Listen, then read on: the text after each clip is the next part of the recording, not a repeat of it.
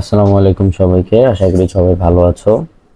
তোমরা যারা এইচএসসি 26 বছর আছো তাদের আজকে অ্যাকাউন্টিং পরীক্ষা ছিল এবং আজকে আমি তোমাদের মাঝে অ্যাকাউন্টিং এমসিকিউ যে সলভ ভিডিওটা আছে সেটা নিয়ে তোমাদের মাঝে হাজির হয়েছি।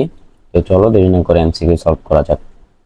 সর্বপ্রথমে যে কোশ্চেনটা আসছিল সেটা ছিল একটি সম্পদের পুস্তক মূল্য 2500 টাকা এবং পুঁজিবিদ অপচয় 500 টাকা হলে যদি সেটি 2000 টাকায় বিক্রি করা হয় তাহলে 500 টাকা ক্ষতি হবে। সেক্ষেত্রে একের অ্যান্সার হবে হচ্ছে ক। এরপরে 2 নম্বরে বলা হয়েছে যে আসবাবপত্র অথবা দালান কোঠা প্রভৃতির ক্ষেত্রে অবচয় ধার্যের কোন পদ্ধতি অধিক উপযোগী। সেক্ষেত্রে তোমাদের অ্যান্সার হবে হচ্ছে খ। এক্ষেত্রে হচ্ছে সরল রৈখিক পদ্ধতিটি বেশি উপযোগী। এরপরে বলা হয়েছে আয় ব্যয় হিসাব কোন দাখিলার মাধ্যমে বন্ধ করা হয়। আয় ব্যয় হিসাব হচ্ছে গিয়ে সমাপনী দাখিলার মাধ্যমে বন্ধ করা হয়। এটার অ্যান্সার হচ্ছে খ। 4 নম্বরে বলা হচ্ছে বিপরীত দাখিলা কখন দেওয়া হয়। বিপরীত দাখিলা দেওয়া হয় হিসাবকালের শুরুতে। এরপরে বলা হয়েছে 5 নম্বরে প্রতি মাসে 200 টাকা হারে বার্ষিক বীমা খরচ 3400 টাকা যার 1/3 পরিশোধ হয়নি। এটার অ্যান্সার হবে হচ্ছে ঘ। বকেয়া ভিত্তি হিসাব রক্ষণ পদ্ধতিতে 3200 টাকা। তারপর হচ্ছে ব্যবসা প্রতিষ্ঠানের নামে হিসাব রাখা হয় কোন নীতি অনুযায়ী। 5-6 এর অ্যান্সার হবে হচ্ছে 5 এর অ্যান্সার হবে হচ্ছে গ। নগদান ভিত্তিক হিসাব রক্ষণের 2400 পদ্ধতিতে। 6 এর অ্যান্সার হবে হচ্ছে ক। ব্যবসায়িক সত্তা নীতি অনুসারে। এরপরে 7 নম্বরে বলা হয়েছে কোনটি রেওয়া মিলে অন্তর্ভুক্ত হবে না। রেওয়া মিলে হচ্ছে প্রারম্ভিক ব্যাংক জমা,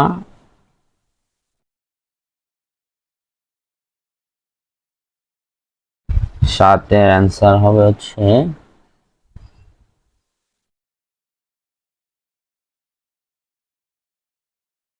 প্রারম্ভিক নগদ তহবিল, প্রারম্ভিক ব্যাংক জমা, সমাপনী নগদ তহবিল। হ্যাঁ, সমাপনী নগদ তহবিল হয় এগুলোর ভিতরে, তাহলে 7 এর অ্যান্সার হবে গ। মৌলিক হিসাব সমীকরণের কোন ধারণার উপর প্রতিষ্ঠিত। সত্তা ধারণার উপর প্রতিষ্ঠিত। 9 এর অ্যান্সার হবে হচ্ছে হিসাব তত্ত্বের বাহ্যিক ব্যবহারকারী হচ্ছে বিনিয়োগকারীরা, তাহলে 9 এর অ্যান্সার হবে গ। 10 হচ্ছে হিসাববিজ্ঞান জবাব দিতে নিশ্চিত করে, 10 এর অ্যান্সার হবে হচ্ছে গ। বিক্রয় ফেরত লিপিবদ্ধ করা হয় ক্রেডিট নোটের মাধ্যমে, তাহলে 11 এর অ্যান্সার হবে ঘ। হিসাব চক্রের কোন ধাপগুলো সারা বছর চলমান থাকে। লেনদেন, জাবেদা, খতিয়ান। 12 ক। নিচে কোনটি শুধু হিসাবের ক্রেডিট পার্শ্বিককে প্রভাবিত। আয়, দায় আর হচ্ছে মূলধন। আমরা জানি এটাকে আমরা কি দ্বারা প্রকাশ করি। আ, দ আর একটা হচ্ছে ম, আদম দ্বারা। তাহলে আয়, দায় আর মূলধন। এরপরে 14 নম্বরের অ্যান্সার হবে হচ্ছে খ। 15 এর অ্যান্সার হবে হচ্ছে খ। এরপরে 16 এর অ্যান্সার হবে ঘ। 17 এর অ্যান্সার হবে ক। 18 এর অ্যান্সার হবে ক। 19 এর অ্যান্সার হবে খ। 20 এর অ্যান্সার হবে খ। 21 এর অ্যান্সার হবে ঘ। 22 এর অ্যান্সার হবে খ।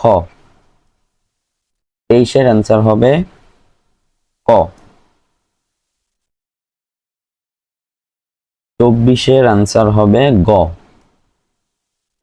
25 এর অ্যান্সার হবে গ। 26 এর অ্যান্সার হবে ঘ। 27 এর অ্যান্সার হবে গ। 28 এর অ্যান্সার হবে খ। 29 এর অ্যান্সার হবে ঘ। 30 এর অ্যান্সার হবে ক।